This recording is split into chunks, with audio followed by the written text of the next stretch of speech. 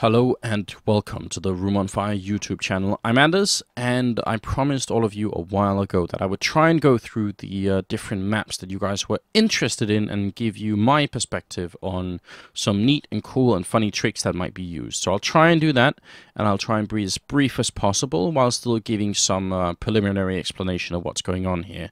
We're going to be looking at Mirage. It was voted over at my Facebook page, and I hope you guys will go check that out and like it as well as the YouTube channel here, because that all helps us to grow and all that stuff. Alright, so Mirage is actually the map that I hoped you guys wouldn't vote for, because I think it's the map that is, apart from Dust 2, maybe the most sterile. There are the least amount of wallbangs as far as I can tell. It's very hard to come up with something that hasn't already been tried 100 times.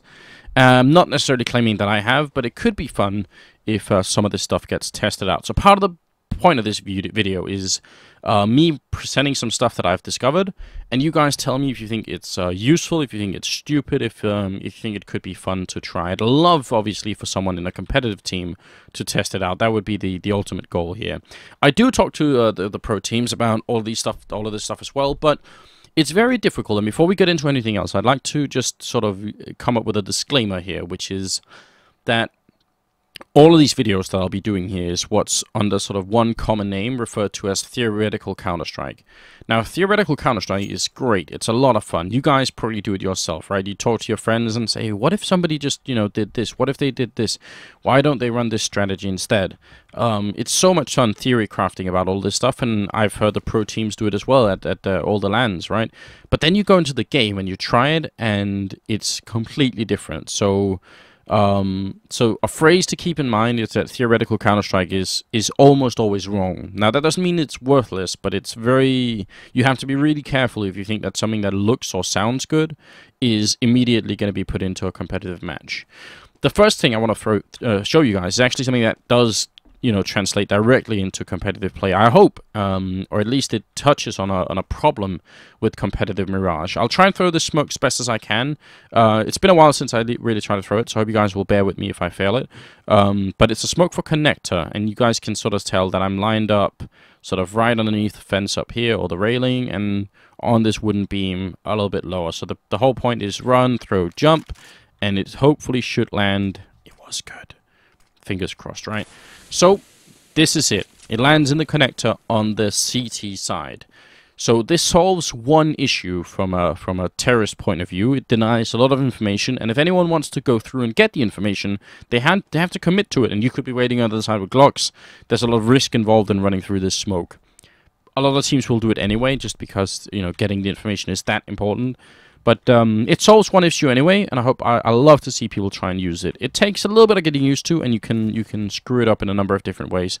For one thing, if you throw it too hard, if you throw it too high, it'll land all the way back here, and that's not cool, because then people will go on this box, and, well, this one they can't, but sometimes they'll be able to look over it. Actually, jumping they can, and that's enough.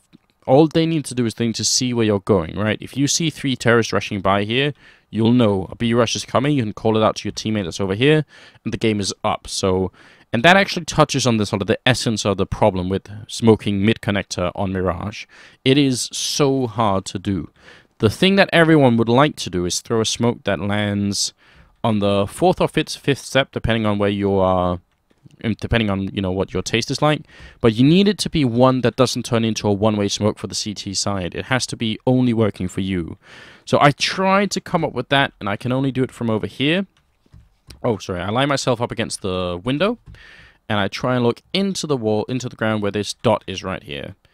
Then I look at the wooden beam, and I look a little bit to the right of it. This antenna here is roughly the height that I want to go at. It's not super important, actually. But this should roughly be it. No jumping, no nothing else, just trying to get it in there. And this one actually lands really, really fast to the left. That might be too much, yeah. So that's a little bit too much to the right, sorry, that I threw that one. Can try to do it again. Again, just to show you, this one is actually fairly easy to throw. Shouldn't be much of an issue. But you can tell what the issue is, that if it lands too far to the right, too far to the left, this one landed in the middle, and that will be a problem as well. So the other one you can tell from the other side what's going on. This one, if people walk up here, ooh, instant one-way smoke for the CT side, right? So it needs to be somewhere in the middle of this one and somewhere in the middle of that one. And that's why it's really important to be precise, because if you throw this one incorrectly and your teammates come charging through the middle, they'll be shut down, or they will at least be noticed, and it's a big problem. Obviously, you want your team at the same time to have a smoke up in window as well. And there are 100 million window smokes, so I'm not going to try and go through those. Did come up with another one that is, I think, really unreliable. I've never figured out a good way to throw this one, but you can sort of line yourself up with this fence post and then aim roughly there, run, and, well, there you go. That's the problem. But I think for a while, maybe aim a little bit higher, I managed to throw this one alright, and it sort of bounces back down again as well. Lands towards connector might be useful, but I think the other one is better, the one that lands on this wall. As I said, that one is really unreliable, and I'm bad at throwing it too. For mid-smoking, I had another theory, so this was a little bit on the competitive side. This might not be. I think this might be a trick that any competitive player might quickly realize, but I'd love to see it anyway. So you can jump on this middle cart. I think people have figured this out by now. But if you do it while someone's watching on the side, obviously you're going to get shut down. My theory is that if you sort of put this smoke down behind you, walk into the cart, and then stand up inside it, boom, you'll suddenly be out of it. And I'll try and show you. I mean, you will actually be up on the cart while you're still crouched. So you can, here you're completely hidden. I'm pretty sure people on the other side can't see much. Really, really tough to see anyone. If you have your AWP out, the gun barrel might be sticking through, so don't do that. But then, when you're up inside it, you stand up, and suddenly you appear from, well, I want to say out of nowhere. Obviously, the smoke going up is a huge tell that something's going up, right? But if you're looking at this, where would you be looking, right? You're probably looking at the edge of the smoke, or on the other side. That's the most common thing. So unless you know that this is happening, you're going to be probably caught off guard the first time. Next time, you won't be. So one-time trick, maybe. Still, I think it's a lot of fun, and it's kind of easy to do. So all I'm doing is I'm putting down the smoke behind me, I'm looking into the cart, and I keep pressing forward, then I jump, so I just get up right here, and then I can stand up. And it's, well, actually, I need to get a little bit further up, so then I can stand up. So you don't want to get caught right in the middle, you want to get up on the next to top level, and then you can just walk up, and that's it. Test it, try it out, and show me if it works in some matchmaking game. I doubt it'll be put into any competitive game. I don't know why, but I think it's too much of a trick, basically. You will have other priorities in the middle if you're in here as a competitive player. Still, I think it's fun. Over on Catwalk, or towards B, I think this pop flash could be useful. Just aim at the bottom wire, jump, underhand throw, out. And once this clears, you can tell it pops sort of right at the corner, but everyone standing here will still be flashed. Not a lot of time to react, and I think it's sort of an upgrade over the one that people throw when they just normally come around here. People tend to throw smokes like these, which are alright, but there's so much airtime involved in these smokes that anyone who's a decent player will pretty much instantly be turning around for it. Of course, maybe the optimal way is to get your teammates to throw one for you down here. That works really well as well. Hard to deal with. But if you're alone and you feel like someone might be there, it has the added advantage of being somewhat covered by the box that's right in front of you. So if you look like this, you can actually sort of not get flashed yourself while everyone else still will be, because you're using this box for cover. As you can tell, I'm sort of just standing right behind here. So might be useful, might not be. Test it out and let me know. So just a theory. In the middle, there's a wall bang that is almost entirely useless, but it could be good fun if anyone ever made it work. Has to do with this spot right here. So that thick decal on the wall, if you shoot at that, it will wall bang right into towards where the vent is, and you know, you can kill people with it. Maybe not entirely, because only does 25 damage. If it's a headshot, probably going to be more. So again, I think usefulness pretty limited, but it could be fun.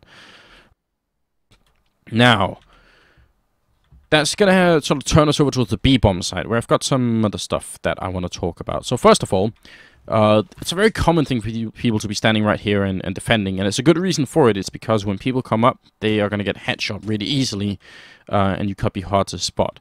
I would like to see more people testing. You don't have to spend all day doing it, but every once in a while, if you're here and you're thinking, well, there might be a guy standing there, just realize that you can shoot through this wall back here. And actually, I keep shooting too low forever whenever I want to show anyone this.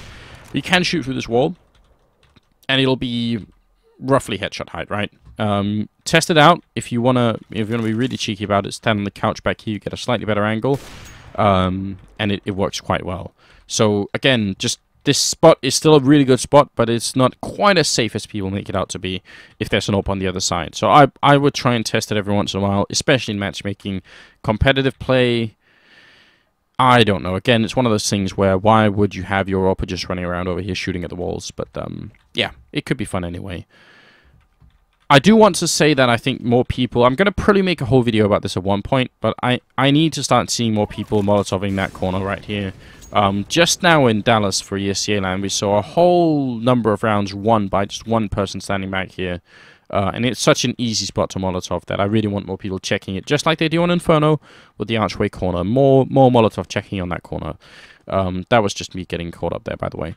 So the other trick that I want to point out, which I think this one could be used competitively, but you would need someone who's a really good caller. So you need, right at the beginning of the round, you need someone to say, I think they're going to come B. So let's do the setup. You boost one person up, you boost another person on top of that person, and you look over into the B hallways like this. So obviously I'm just no-clipped right now to show you guys what it's like. But the angle you're going to be shooting people at is a really hard one to deal with if you're coming in from the terrorist side. Right, so walking through here, the danger zone from your point of view is you walk in here, you check, is anyone there? You walk out, is anyone truck? No. And then actually as you get to this corner, you're not thinking that anyone's going to shoot you, but you will be shot from up here if anyone is doing it. And this one has a tiny added detail, which now we're getting into the really ridiculous. I think this first one might actually be useful. This one might be a little bit more of a trick. But if you throw a smoke underneath yourself, you can look over in towards short, and it'll be quite hard to actually see you coming in from short as well. You know, just a little bit obscure. So let's say you want to cover your friend who's on top of you and make sure he doesn't get killed from short either, or you don't. Maybe this smoke will help you. Maybe it won't.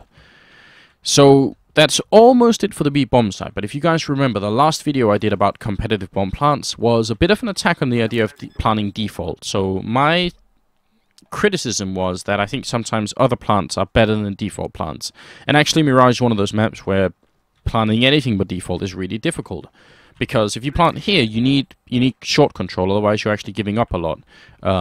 If you plant all the way back here, it's really hard to stop someone from defusing, or it can be hard to stop someone from defusing if they're back here. So the general default plant is right here. My idea is, and this I would really love to see some tests of, because I haven't really had the time to do it yet.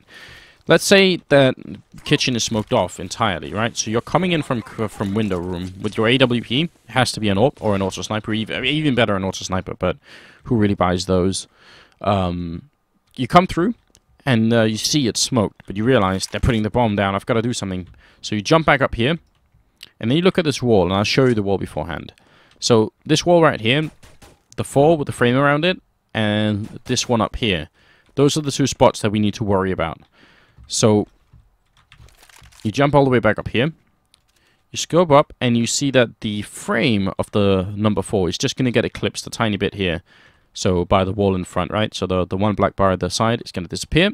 You scope up, and you see the 2 black spikes that are up there, and then you go for it. Gonna go right through, and the angle might have been a bit off here for me. Still, you get the idea. It does about 44 damage, which is actually pretty decent for what you're doing here, right? And you can test around with it, find the absolute optimal angle if you guys prefer. Shoots people a bit higher up, right? But probably here even they will get clipped by this.